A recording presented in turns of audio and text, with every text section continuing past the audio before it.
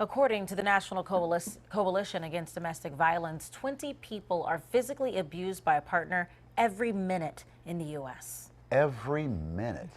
And that's about, well, 10 million people every year. We certainly know about it over the last few days in our area. Intimate partner violence accounts for 15% of all violent crimes in our country. Well, we've had a number of recent cases. Let's go through a few of them. Police in Voorhees, New Jersey believe that Gregory Kellerman died of a self-inflicted gunshot wound sometime after his wife called 911 Monday to say that he beat her and their 22-year-old daughter with a baseball bat. And the daughter didn't survive. And the mother is currently in critical condition. And then remember this, police say Delaware resident Richard Nelson called 911 Sunday and said he had killed his wife and the family dog. Both have been stabbed to death. He was taken into custody without incident. And on Saturday, Jessica Covington was shot and killed while unloading gifts from her baby shower in Lawncrest in the Northeast. Both mother and child died. A $50,000 reward is being offered for information leading to an arrest. Oh, we're not done. On Friday, police say Sakia Patton was gunned down in front of her 5-year-old twins by her ex-boyfriend. That happened in Mantua. He has been charged. So we have Joanna Otero-Cruz, the new executive director and president of Women Against Abuse, Inc., joining us to talk about how victims can get help and also how to support someone in your life who is being abused. Welcome. Yes. Good morning. Is this stat still true that 1 in 3 women will have something violent happen against them in their lives? That's right. 1 in every 4 women, they're impacted by domestic violence. 1 in every 10 men are also impacted by intimate partner violence. And since this is something that is happening, like we were saying, a minute, it happens all the time. What are some of the red flags that you can see, so you can identify that, hey, this might have a deadly ending? That's right. Unfortunately, it's cases like this that bring a light to how serious and pervasive domestic violence is. And there are several different things in terms of lethality. Strangulation and individuals whose partners have a gun are actually 5 times more likely to be killed. Really? So you know it's getting to a critical point if somebody puts their hands on your throat. That's right. Strangulation is a very huge red flag. Strangulating someone to the point that they pass out. Yeah. Remember, the domestic violence is all about controlling another person. Yeah, power. And so it's power and control, absolutely, Mike. And it comes and manifests in many different ways. Physical, most definitely, but also financially, now with technology, emotionally. So psychological abuse, all of those things, power and control over someone else. And that's why when it comes to leaving or getting out of the situation, it can be so tricky because if you go, then they lose that feeling of power that they have. And it's also the most dangerous time. So our hotline is available 24/7 for that very reason. We encourage people, even if you have questions, because you can imagine how difficult it must be.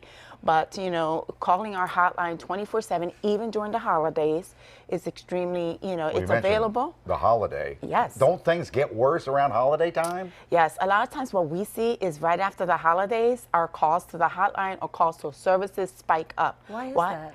Because you can imagine the power and control, that someone just wants to kind of put a festive, present a festive environment around the holidays, the pressure that they must have to, make during the holidays. Right. Make it right, because we have guests over, or, you don't want to ruin it for the children. Make it right. That's right. And so there's a lot of extra stresses around the holidays in general, financial stress. And so right after the holidays, we tend to see a spike during both our hotlines and services. I just know some people are watching this show right now are scared to death that they think that maybe on the verge of being killed. Can you imagine that guy killing his own daughter with a baseball bat? You can't. What can you do? Like right now, if you're scared to death, what can you do? I would say that, contact our hotline is quick, it's free, you can do it in your own language.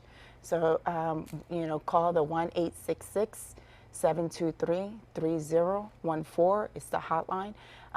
It's non-judgmental. You'll meet, you'll speak to a counselor if you just have questions. If you just want to do a safety plan, you know what? You're not ready to leave. You better have a plan. But you should have a safety plan. What can you do?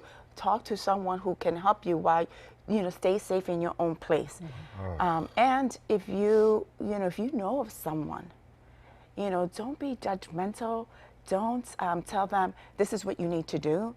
They know what they need to do when it's right for them. What do I need to do? Be supportive. If Alex and I know somebody getting beat up. Like, how do you support them? Because I think some people, like you said, they might think, oh, you need to leave, we got to get you out of here. But you're right, they have to do that on their own time when they feel it's safe. So what can you do then to support that person? I always tell individuals, listen to them, be supportive and non-judgmental, and encourage them to do the call with them. You can do the hotline call with them. It may be just too scary to even pick up the phone and call.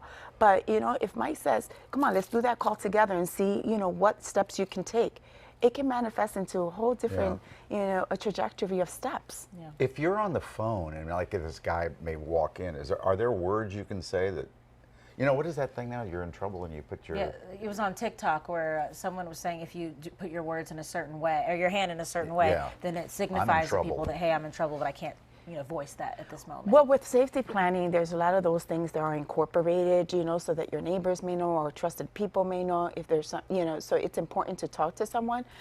But all of we understand that individuals can be screening calls. We understand that people could hang up, so you're not going to get a quick call back.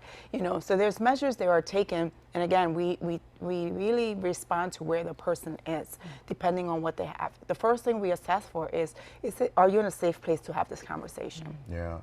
And identify what are things we can and can't do, if the call drops.